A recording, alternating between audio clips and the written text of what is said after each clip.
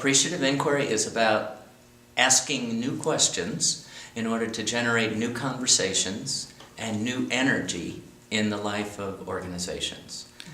Yeah, it's a way of really changing our outcomes by changing our relationships. Okay. And, it's been around for about 25 years, and David Cooperrider launched it up at Case Western Reserve University in Cleveland, Ohio.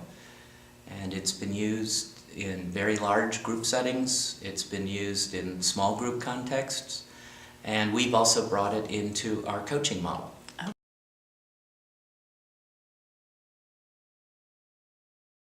I think it really ties in nicely with what we heard from Meg Wheatley here in the conference, because she was raising the question of what is our image of leader, and she shifted from the notion of leader as hero to leader as host. And the idea that as a leader, what we are about is hosting conversations, and that the nature and quality of those conversations, is really what will make a huge difference to the outcomes that we experience in those organizations. I think that's a big take-home message for people here. And it is fundamental to the message that we work on using appreciative inquiry through the Center for School Transformation.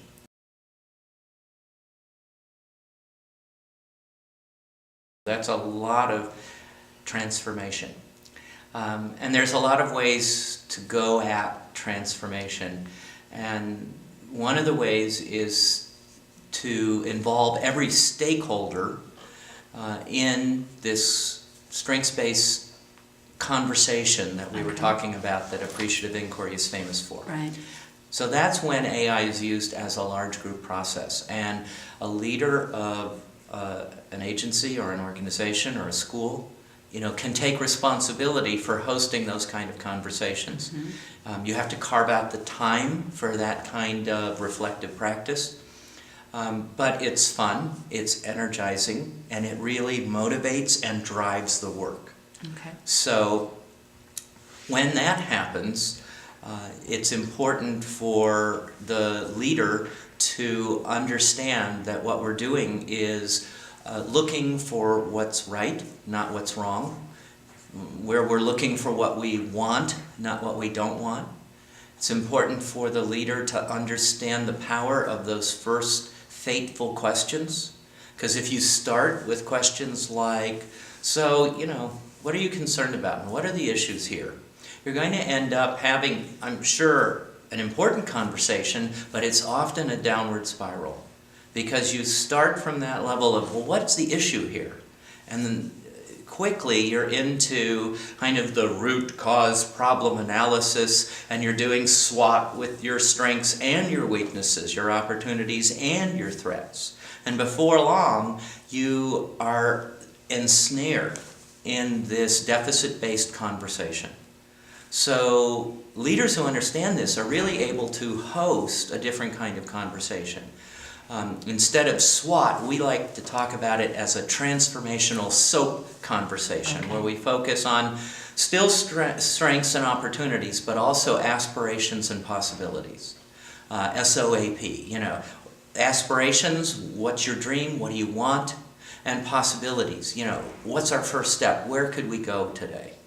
And that's a very different conversation where we focus on what's right and where we focus on what is working.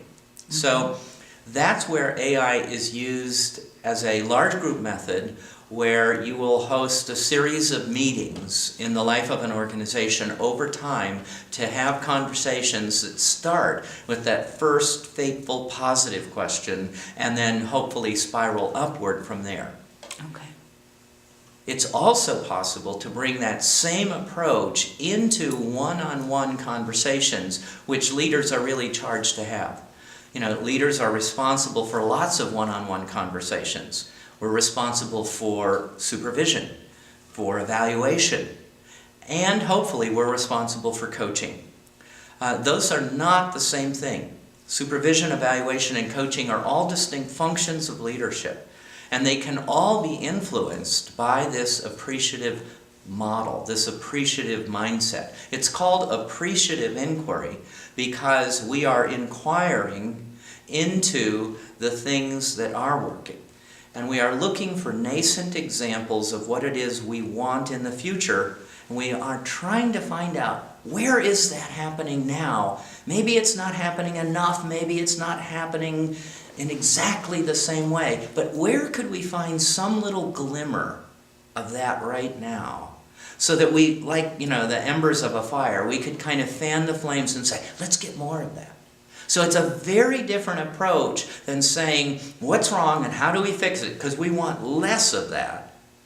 To saying, what's right and what's working and how could we get more of that? Wonderful. So it's a huge shift in mentality, but it's not just a mentality. So appreciative inquiry is it's a framework. It's a way of looking at the world. That's where it starts. But it's also a method. And that method is, you have to learn that method. You have to discipline yourself to ask these kinds of questions. I think the human, and probably all animals, going back to lizards, are hardwired to notice pain. I guarantee you that if while we're having this conversation you were to have a paper cut with that piece of paper, you would stop listening to me at least temporarily and look at your finger. We are hardwired, because we are self-protective creatures, to notice pain and problems and pressure. And so, and that's helpful when it's an emergency room. I mean, when I walk in the emergency room with my broken leg, I don't want the doctor to ask, well, what's right with your other leg? Let's talk about that. Meaning there are times in life where what we want is problem solving, but all of life is not an emergency. In fact, most of life is not an emergency. We act like it is. We act like everything is going to, fall apart tomorrow if I don't meet that deadline today. And so we end up treating everything as though it was an emergency. Well, we have to learn a different method. We have to learn to discipline ourselves to ask different questions and to give people the space to have different conversations.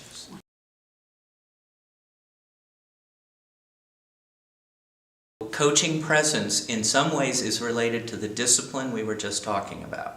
Coaching presence is about how we show up. In evocative coaching, we define evocative coaching as cooking up both motivation and movement through conversation and a way of being in order to achieve desired outcomes and to enhance our quality of life. And we're not going to go into all of that, but the part in the middle really talks about the mentality and the method. Conversation is the method. And that is what leaders do. Leaders have conversations with people.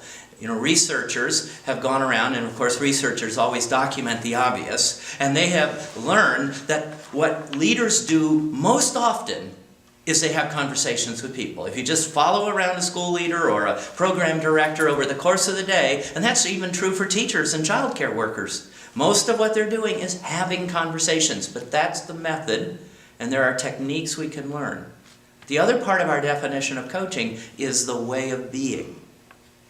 And if the way of being is not right, if our presence, if our intention, if our energy is not in alignment with the techniques that we're trying to use. The techniques, no matter how well we may have memorized them from the book, so to speak, those techniques are going to fall flat and are going to fail to generate that. Yesterday in our workshop, we did a lot of brainstorming around the notion of presence. And one of the things that I like to say, as we do the training work that we do in our coaching program, is that the most important minute of any conversation is often the minute that happens right before it starts. Because that's the minute where you get your head in the game. That's the minute where you kind of put on your game face. And when it comes to leadership, when it comes to coaching, that game face, that head in the game, is all about how am I going to show up? What is the energy that I'm going to bring into this conversation? You know, am I going to bring the energy of pressure and urgency and emergency and demand and pain? And there is a lot of pain in a lot of leadership conversations. We can easily become a demanding, dispenser of rewards and punishments. And that is one kind of energy. But the kind of energy that we're looking for in coaching presence is summarized by the word evocative.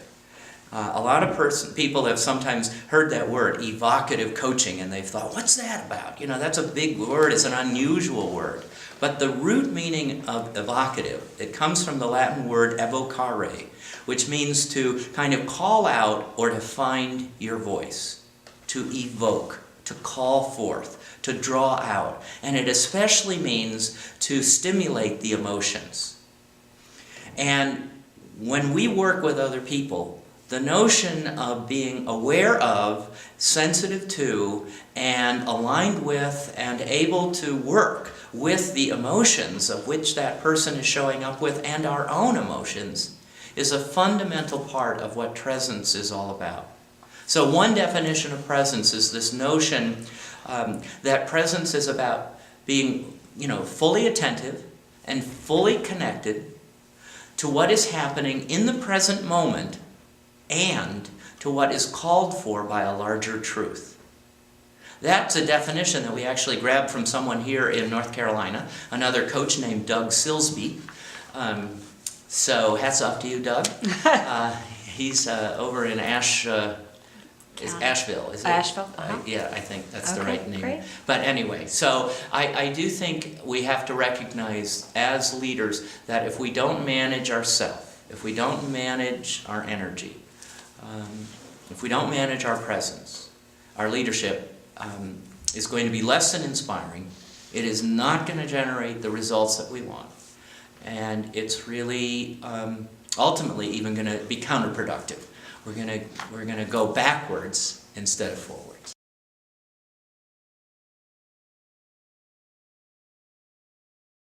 So the Center for School Transformation does two things. We train people in the evocative coaching method using a unique phone-based training program. But we also do consultations with schools, agencies, programs, organizations. And we will be called in. And we will often be called in, but not always, but we'll often be called in when there is a conflict and there is tension, there is problems with trust. Collaboration is not happening.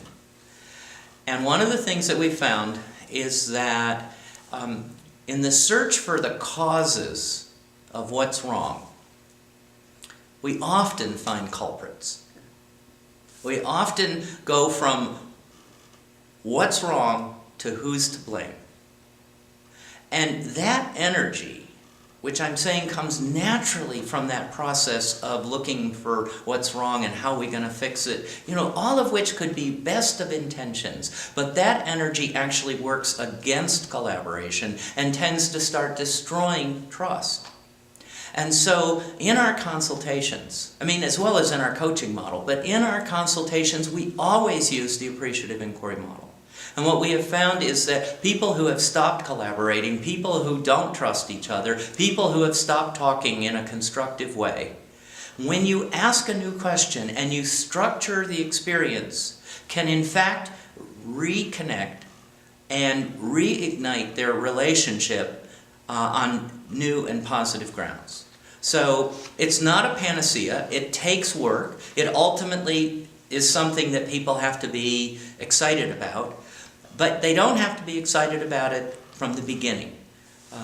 There are many sayings within the world of appreciative inquiry. One of the sayings is that words create worlds.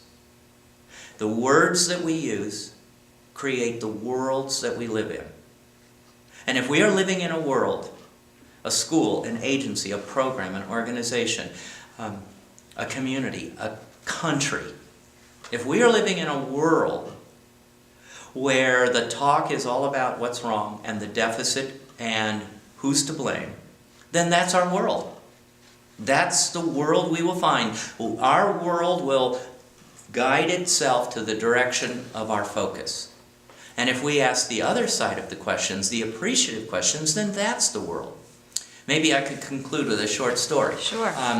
It was actually some researchers who were working on studying an organization, and without knowing it, they were coming from totally different frameworks, and they were studying, though, the same organization. They didn't know each other.